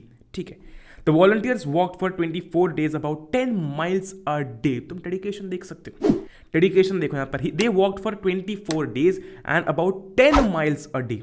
आगे बढ़ते हैं। अच्छा, 6 अप्रैल को फाइनली दे रीच डांडी। ठीक है, ऑफ कोर्स सब लोग डांडी पहुंचे and violated the salt law by boiling the water. ठीक है, जो सॉल्ट लॉ था कि भैया टैक्स तो है ही सही, लेकिन इस पे गवर्नमेंट की मोनोपोली भी थी कि सिर्फ वही प्रोड्यूस कर रहे थे। उन्होंने उसको वायलेट किया वहाँ पर जाकर और वहाँ पर सॉल्ट लॉ को ब्रेक करते हुए पानी को उबाला और ऑफकोर्स सॉल्ट ऑब्टेन किया। This marked the beginning of civil disobedience movement. तो ये चीज़ हमको यार बहुत इंपॉर्टेंट ध्यान रखनी है कि सिविल डिसओबीडियंस मूवमेंट की ये जो थी वो बिगिनिंग थी। क्यों? क्योंकि यहाँ पर क्या किया गया है, यहाँ पर हम देख सकते हैं कि सॉल्ट जो है, हमारा जो सॉल्ट लॉ है उसे वायलेट किया गया था। वही बारी है, आगे बढ़ते हैं। Okay. How is this different from non-cooperation movement? People were now asked not only to refuse cooperation but also to break colonial laws. Non-cooperation इस वर्ड से समझ, कोऑपरेशन इस वर्ड से समझ में आता है कि भाई साहब कोऑपरेट करना। ठीक है, लेकिन अब लोगों को सिर्फ यही नहीं कहा जा रहा था कि आप कोऑपरेट मत करो, अब ये भी था कि भैया अब जो है वो कॉलोनियल लॉज को ब्रेक करना है। लेकिन ये सब चीज़ ऑफकोर्स नॉन वायलेंट तरीके से होनी चाहिए, जो गांधी जी की आइडियोलॉजी थी। ठीक, आगे बढ़ते हैं। Thousands in different parts of the country broke the salt law. जैसे ही गांधी जी ने सॉल्ट लॉ ब्रेक किया, हज़ारों लोगों ने जो है वो अलग अलग पार्ट्स में, देश के अलग अलग पार्ट्स में जो है वो सॉल्ट लॉ को तोड़ा, सॉल्ट लॉ को ब्रेक किया। कैसे? सॉल्ट को मैन्युफैक्चर करके and demonstrated in front of salt factories. ठीक है, अच्छा, एज द मूवमेंट स्प्रेड, जैसे जैसे मूवमेंट स्प्रेड हुआ, फिर से एक और बार ये चीज़ ध्यान रखना कि ये चीज़ फिर से रिपीट होगी। फॉरेन क्लॉथ्स को बॉयकॉट किया गया, लिकर शॉप्स को पिकेट कर दिया गया, पीजेंट्स रिफ्यूज टू पे रेवेन्यू एंड चौकीदारी टैक्सेस। जो पीजेंट्स थे उन्होंने रेवेन्यू और चौकीदारी टैक्सेस को पे करने से मना कर दिया। Village officials resigned. In many places forest people violated forest laws. तो जो फॉरेस्ट लॉज बना रखे थे उन लोगों ने वो भी वायलेट किए, किन्होंने? फॉरेस्ट पीपल ने। यहाँ पर देख सकते हैं हम लोग क्या हो रहा है, यहाँ पर क्या हो रहा है, कॉलोनियल लॉज को ब्रेक किया जा रहा है। बहुत सारे पार्ट्स में, देश के बहुत सारे पार्ट्स में क्या हो रहा था कि सॉल्ट लॉ को ब्रेक किया जा रहा था। आई वाइब, ओहो क्या बात है। आगे बढ़ते हैं। अब बात करते हैं कि यार इस चीज़ को लेकर ब्रिटिश गवर्नमेंट का कोई ना कोई तो रिएक्शन होगा। गवर्नमेंट हाथ पे हाथ धरे रहकर बैठी तो नहीं रहेगी, कुछ ना कुछ तो उनके दिमाग में चल रहा होगा, कुछ ना कुछ तो खिचड़ी पका रहे होंगे। तो देखते हैं क्या रहा था रिएक्शन ब्रिटिश गवर्नमेंट का इस सॉल्ट लॉ के ब्रेक होने के बाद में। The colonial government began arresting the Congress leaders one by one. जब भी कुछ भी मूवमेंट चालू करो, कुछ भी यहाँ पर कैंपेन चालू करो, इनका हमेशा एक ही पैतरा रहता था कि ये लोग क्या करते थे, लीडर्स को उठा के जो है वो जेल में डाल देते थे। जब एक टीम का लीडर जो है वो टीम से चले जाता है ना, तो टीम जो है वो खोखली पड़ जाती है। सिमिलरली ऐसे ही होता था कि लीडर जो है वो चले गए, अब कोई डायरेक्शन दिखाने वाला है नहीं, ठीक है, तो ये वही करते थे, ये सबसे पहले लीडर्स को उठा के डालते थे। अच्छा, this led to violent clashes. अब भाई साहब आप लोगों के लीडर्स को जो है वो उठा के जेल में डाल रहे हो, तो लोग चुप नहीं बैठेंगे, लोग फिर से वायलेंट तरीका अपनाएंगे, लोग फिर से क्या करेंगे, वायलेंट तरीका अपनाएंगे, और लोगों ने फिर से वही किया। This led to violent clashes in many places. Abdul Ghaffar Khan, ये पॉइंट इंपॉर्टेंट है, ये पॉइंट जो मतलब यहाँ पर स्पेशली नाम दिया गया है, Abdul Ghaffar Khan, a devoted disciple of Mahatma Gandhi, ठीक है। ही वॉज अरेस्टेड इन अप्रैल 1930, जैसे कि ये पॉइंट हमने यहाँ पर पढ़ा ना, ये पॉइंट यहाँ पर पढ़ा, इसी को और एक्सप्लेन किया गया है कि अब्दुल गफार खान जो थे उन्हें अरेस्ट किया गया था। Who was he was a devoted disciple of Mahatma Gandhi. Violence broke in Sholapur. Sholapur में जो है वायलेंस कब, मतलब ये जो वायलेंस की जो घड़ी थी वो कब शुरू हुई, जब महात्मा गांधी जी को अरेस्ट किया गया। वही बारी है, ओके ग्रेट। तो क्या हुआ था, सिविल डिसोबीडियंस मूवमेंट हुआ, सॉल्ट लॉ को ब्रेक किया गया, इस पर कुछ ना कुछ गवर्नमेंट का रिएक्शन होगा। और तुम देखोगे जब भी तुम कभी पढ़ोगे कि गवर्नमेंट का रिएक्शन क्या था, सबसे पहले ये लोग लीडर्स को उठा के डालते हैं। उनको पता है अगर लीडर्स को उठा के डाला तो बाकी लोग जो है वो डायरेक्शनलेस हो जाएगी, उनको डायरेक्शन मिलेंगे नहीं, तो ये वही करते थे। ओके आगे बढ़ते हैं। अच्छा, in such a situation Mahatma Gandhi once again decided to call off the movement and entered into a pact with Irvin on 5th March 1931। हम अगेन देख सकते हैं, हम लोग फिर से देखते हैं कि एक मूवमेंट की शुरुआत होती है, एक मूवमेंट जो है वो जोरों शोरों से सिटीज टाउन्स वगैरह में चलता है, लेकिन फिर से मूवमेंट को कॉल ऑफ करना पड़ जाता है। कारण होता है वायलेंस, ठीक है। कारण क्या होता है, कारण होता है वायलेंस, समझ पा रहे हो, ठीक है। फिर से एक बार गांधी जी को जो है वो इस मूवमेंट को कॉल ऑफ करना पड़ा। इसका भी क्या कारण था, इसका भी कारण था वायलेंस, क्योंकि भाई साहब जो लीडर्स थे उन्हें अरेस्ट कर लिया जा रहा था, लोग गुस्से में थे, लोग वायलेंट तरीके अपना रहे थे, जो कि बिल्कुल भी महात्मा गांधी जी को पसंद नहीं आ रहा था। और फाइनली 5 मार्च को जो वो एक पैक्ट साइन हुआ था इरविन के साथ में। अच्छा, इस पैक्ट का नाम क्या है मुझे नीचे कॉमेंट करके बताना, ठीक है, एनसीईआरटी में दिया हुआ है, तुम ढूंढ सकते हो। अच्छा, अब क्या था, अच्छा दिया हुआ है, oh my God sorry, basically मैंने सोचा था कि मैं तुमसे पूछूंगा बट दिया हुआ है, गांधी इरविन पैक्ट था, ठीक है। Gandhi agreed to participate in a round table conference in London. पहले क्या होता था ना, पहले नहीं जाते थे, बॉयकॉट करते थे, लेकिन फाइनली गांधी जी ने अग्री कर लिया, ठीक है भाई साहब हम पार्टिसिपेट करेंगे राउंड टेबल कॉन्फ्रेंस में, ठीक है। The government agreed to release the political prisoners. Government, ठीक है, गवर्नमेंट बोली अच्छा आप पार्टिसिपेट कर रहे हैं, अच्छा एक काम करते हैं, आपके जो पॉलिटिकल प्रिजनर्स हैं उन्हें रिलीज कर देते हैं, ठीक है, आपके जो पॉलिटिकल प्रिजनर्स हैं उन्हें रिलीज कर देते। तुम देखना जब गांधी जी वापस आएंगे तो उन्हें क्या क्या देखने को मिलता है, ठीक है। फाइनली उन्होंने क्या किया, he agreed to participate in the round table conference. Government ने क्या बोला कि ठीक है भाई साहब हम आपके प्रिजनर्स जो हैं उन्हें रिलीज कर देंगे, okay. In London the negotiations broke down and Gandhi return disappointed. सीधी सी बात है, वो गए, उनकी गांधी जी की जो भी मांगे थी वो ऑफकोर्स अगर पूरी नहीं होंगी तो वो वापस डिसअपॉइंटेड ही आएंगे। ही रिटर्न डिसअपॉइंटेड। अच्छा, अब वो इंडिया लौटे, उसके बाद उन्होंने क्या देखा, देखो यार पुराने टाइम में मतलब उस टाइम पर क्या होता था ना, सीधी सी बात है, जब आप अगर आप दूसरी सिटी में ही रह रहे हो ना तो आपको पता नहीं चलेगा कि पास वाली सिटी में चल क्या रहा है, क्योंकि तब जो कम्युनिकेशन था वो इतना स्ट्रांग नहीं था। लेकिन आज की डेट में अगर कुछ भी हो जाता है किसी भी कोने में दुनिया के, आपको झट से पता चल जाता है। उस टाइम ऐसा नहीं था, तो जैसे ही वो लंदन में थे उनको इतना नॉलेज नहीं था कि भाई साहब इंडिया में क्या चल रहा है। अच्छा देखते हैं, back in India Gandhi ji जब वो आए तो उन्होंने डिस्कवर किया that the government had become a new cycle of repression. जैसे ही वो इंडिया आए उन्होंने ये देखा कि ओ भाई साहब गवर्नमेंट ने जो है लोगों को और इन प्रोटेस्ट्स को, कैंपेन को दबाने के लिए बहुत ही नए नए तरीके अपनाना चालू कर दिया। क्या किया है देखते हैं जरा। Ghaffar Khan and Jawaharlal Nehru were both in jail. जैसे ही वो इंडिया आए उन्होंने पाया कि गफर खान और जवाहरलाल नेहरू जो थे वो दोनों जेल में थे, जैसे कि हमने थोड़ी देर पहले भी देखा, okay. Congress had been declared illegal, मतलब ये सारी चीज़ें हो चुकी थी, Congress had been declared illegal, okay. A series of measures had been impose to prevent meetings and demonstrations, ठीक है। कुछ ऐसे मेजर्स लिए जा रहे थे कि भाई साहब जो डिमॉन्स्ट्रेशन चलते हैं गवर्नमेंट के खिलाफ, गवर्नमेंट की जो भी चल रहा है, इन्हें प्रिवेंट करने के लिए जो ब्रिटिशर्स थे वो मेजर्स ले रहे थे, ठीक है। मतलब दे वर मेकिंग श्योर कि ऐसा कुछ ना हो। Mahatma Gandhi relaunch the civil disobedience movement. इस सब को देखते हुए गांधी जी ने फिर से एक बार बोला कि फिर से एक बार लॉन्च करते हैं the civil disobedience movement.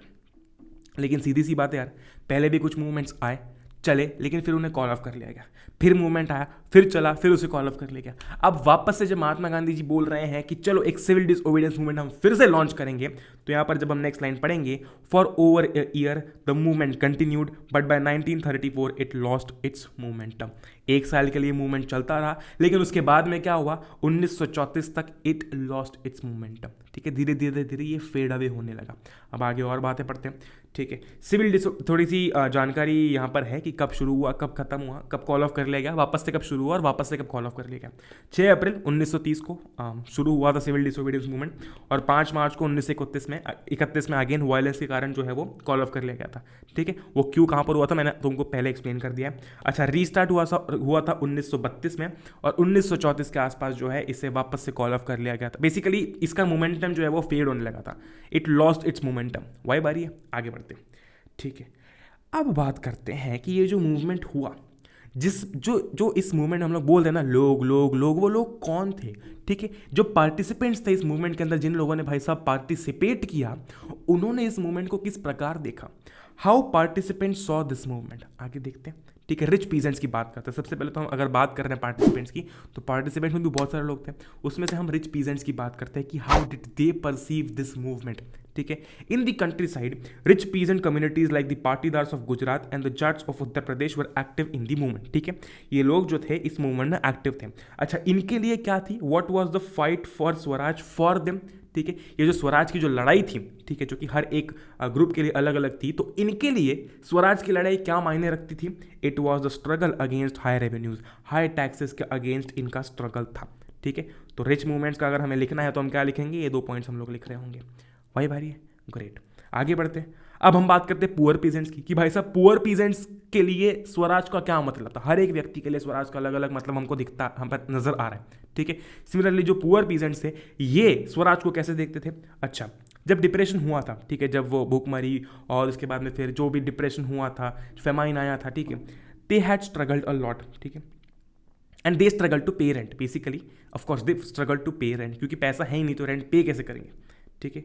Scared of upsetting rich peasants, Congress didn't support campaign of small peasants.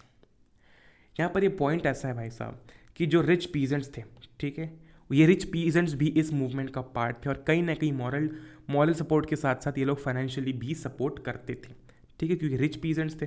और ये सब डिमॉन्स्ट्रेशन वगैरह जब होते हैं, ठीक है, इसके अंदर कहीं ना कहीं पैसे वैसे तो लगते ही हैं, है कि नहीं यार।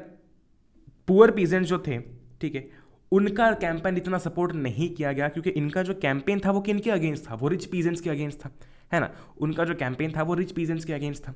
लेकिन रिच पीजेंट्स जो थे वो कांग्रेस को कहीं ना कहीं बड़ी लेवल पर सपोर्ट करते थे, ठीक है। वो कहीं ना कहीं कांग्रेस को बड़ी लेवल पर सपोर्ट कर रहे थे, फाइनेंशियली भी कहीं ना कहीं उनको सपोर्ट मिलता था, ठीक है। इस चक्कर में जो कांग्रेस थी didn't support the campaign of small peasants. तो सीधी सी बात है, अगर पुअर पीजेंट्स की मांग क्या थी, बेसिकली पुअर पीजेंट्स जो थे उनको दिक्कत थी रिच पीजेंट्स से कि जो हमारे साथ में ये सारी चीज़ें हो रही हैं, ठीक है, तो प्रॉब्लम तो आ रही है रिच पीजेंट्स से कहीं ना कहीं इनको।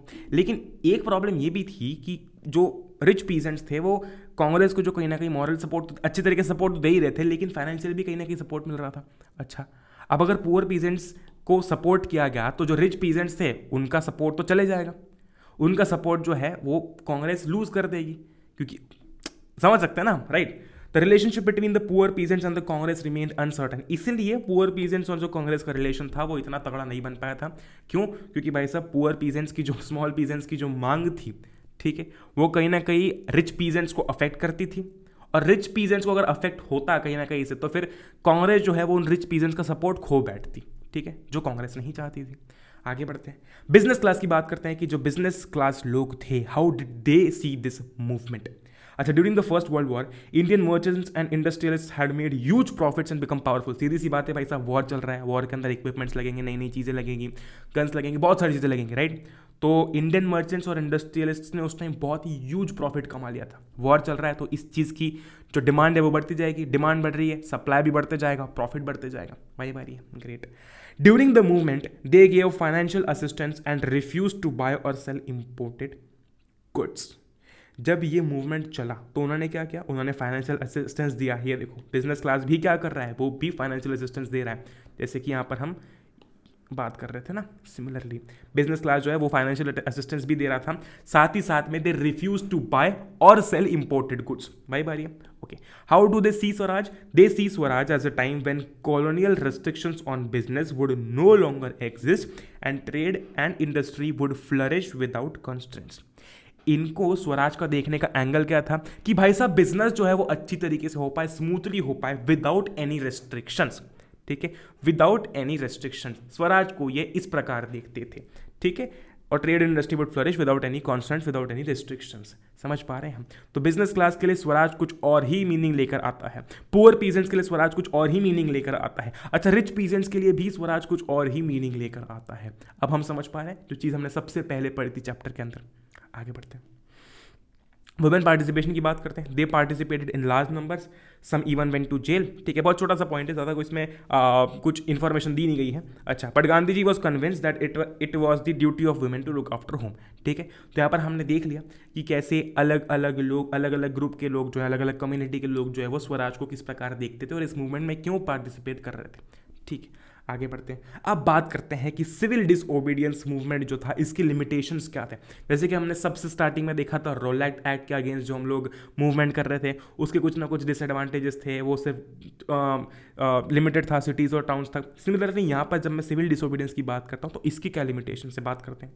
Dalits and Muslims did not participate. Second, Congress had ignored the Dalits for fear of offending the Sanatanis, the conservative high caste Hindus, ठीक है।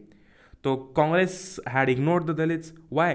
Due to the fear of offending the Sanatanis, the conservative high caste Hindus. ये तो self explanatory point है, okay. तो यहाँ पर हम देख सकते हैं क्या क्या लिमिट्स थी। सबसे पहले तो Dalits and Muslims did not participate. Second point, Congress had ignored the Dalits, क्यों? For fear of offending the Sanatanis, the conservative high caste Hindus. And तीसरा, लेकिन प्रॉब्लम ये था ना कि गांधी जी दलित्स को सपोर्ट करते थे, ठीक, ऐसा नहीं कि नहीं करते थे। भाई बारी, ग्रेट। आगे बढ़ते हैं, अब बात करते हैं पूना पैक्ट की। बड़ा ही इंपॉर्टेंट पॉइंट है, आपकी बुक के अंदर दिया भी हुआ है, और इस पर यार इस पर ना हर एक चीज़ पर बहुत ही डिटेल एक्सप्लेनेशंस भी हैं, ठीक है। तो जो आपकी बुक के अंदर है हम वो समझ रहे हैं, लेकिन हर एक टॉपिक पर, मतलब तुम कहो तो हर एक टॉपिक पर तुम एक एक चैप्टर लिख दो, इतने बड़े बड़े टॉपिक्स हैं, ठीक है। पूना पैक्ट ऑफ 1932, इसमें क्या हुआ था? अच्छा, बात करते हैं। Doctor B.R. Ambedkar who organize the Dalits into the depressed classes association in 1930, ठीक है। अच्छा, तो इन्होंने दलित्स को जो है वो इस डिप्रेस क्लास एसोसिएशन में जो है वो ऑर्गेनाइज किया, कब? 1930 में। अच्छा, इन्होंने क्या डिमांड किया? He demanded a separate electorate for Dalits. Ambedkar, doctor B.R. Ambedkar, he demanded separate electorate for Dalits, okay. अब गांधी जी का इस पर क्या कहना था? Gandhi ji felt that it will disintegrate India, मतलब अगर ऐसे सेपरेट इलेक्टोरेट दे दिया गया टू दलित्स तो इससे क्या होगा? इससे इंडिया की यूनिटी पर हार्म पहुंचेगा और इंडिया को कहीं ना कहीं ये डिसइंटीग्रेट कर रहा है, ठीक है। He sat for fast on to death, okay. तो गांधी जी का क्या कहना था इस पर? जब इसकी डिमांड की, सेपरेट इलेक्टोरेट की डिमांड की गई, तो गांधी जी ने कहा कि यार ये देश की यूनिटी के लिए अच्छा नहीं है, इससे इंडिया का डिसइंटीग्रेशन हो सकता है, यानी कि इंडिया जो है वो, जब हम एक करने की बात कर रहे हैं तो ये जो ये अगर ऐसा कुछ कर दिया गया तो इससे क्या होगा? इंडिया की यूनिटी पे कहीं ना कहीं इफेक्ट पड़ेगा। एंड ही सेट, और इसी बात को लेकर he set for fast unto death. Finally compromises हुए, ठीक है। Compromises happen between the two. Gandhi ji promised for reserve seats in independent India, ठीक है। और जैसे कि आज हम देखते हैं, हमने जब पढ़ा था हमारे फेडरलिज्म के अंदर भी, और बहुत सारे चैप्टर्स में हमने पढ़ा था सिविक्स के अंदर, ठीक है। तो finally Gandhi ji promised for reserved seats in independent India, ठीक है। तो कुछ कॉम्प्रोमाइज हुए, क्योंकि सीधी सी बात है यार, मतलब अगर हम बोलते हैं ना आपका ना मेरा, उस तरीके से कुछ कॉम्प्रोमाइजेज हुए। एंड या finally reserve seats were there in independent India, मतलब ऐसा गांधी जी ने प्रॉमिस किया कि आपको रिजर्व सीट्स मिलेंगी इन इंडिपेंडेंट इंडिया। आगे बढ़ते हैं। अच्छा, Congress came to be more visibly associated with openly Hindu religious nationalist groups like the Hindu Mahasabha, okay. Thus Muslims were not able to connect themselves with the Congress. Self explanatory point है, समझ गए होंगे हम। आगे बढ़ते हैं, अब बात करते हैं the sense of collective belonging की, ठीक है। अब हम बात करते हैं कि यार ऐसी क्या चीज़ें थी, ऐसी कौन सी पर्टिकुलर चीज़ें थी जो हमको साथ में जोड़कर रख रही थी। आगे बात करते हैं। This sense of collective belonging came partly through the experience of United struggles, songs, popular prints and symbol played a part in making of nationalism. जैसे कि हमने देखा था यार पोलैंड के अंदर कैसे पॉलिश एक लैंग्वेज, ठीक है, एक लैंग्वेज जो है उस लैंग्वेज से लोग कनेक्ट करके नेशनलिज्म की फीलिंग डेवलप कर रहे थे। सिमिलरली अगर मैं यहाँ पर बात करता हूँ तो सॉन्ग्स, पॉपुलर कुछ प्रिंट्स, ठीक है, एक they came out to be the symbol and played a very important role in nationalism. People started collecting folk tales from villages, ठीक है, लोगों ने गांव से जाके यार फोक टेल्स कलेक्ट करना चालू कर दिया. What did they believe? They believed it gave a true picture of traditional culture that had been corrupted and damaged by outside forces. तो यार उनका ये कहना था कि ये जो फोक टेल्स थी ये उनके ट्रेडिशनल कल्चर की ट्रू पिक्चर्स थी. ठीक है, जिनको ब्रिटिशर्स नहीं या फिर जो आउटसाइड फोर्सेस थे, आउटसाइड फोर्स मतलब जो कि लोग बाहर से आए थे और हम पर रूल कर रहे थे, ठीक है, उन्होंने यार डैमेज कर दिया था, उन्होंने करप्ट कर दिया था. ठीक है, ग्रेट. तो उन्होंने क्या किया? They started collecting folk tales. हर एक चीज़ को वाई पूछो, क्या किया? What did they do? What did they do? तो ये हमारे पास में आंसर्स मिल जाएंगे हमको. ठीक है, they started to collect folk tales from villages. आगे बढ़ते हैं. अच्छा, बहुत इंपॉर्टेंट है, अब यहाँ से स्टार्ट हो रहा है. ठीक है, इट वॉज इन द 20. ये आपके 5 नंबर का क्वेश्चन है यार. सेंस ऑफ कलेक्टिव बिलोंगिंग आपका 5 नंबर का क्वेश्चन है. आप इस पर एक पूरा पेज भी लिख सकते हो लिखने के लिए तो, लेकिन हमको 5 पॉइंट्स देखने होते हैं तो आपको यहाँ पर 5 पॉइंट्स मिल रहे हैं.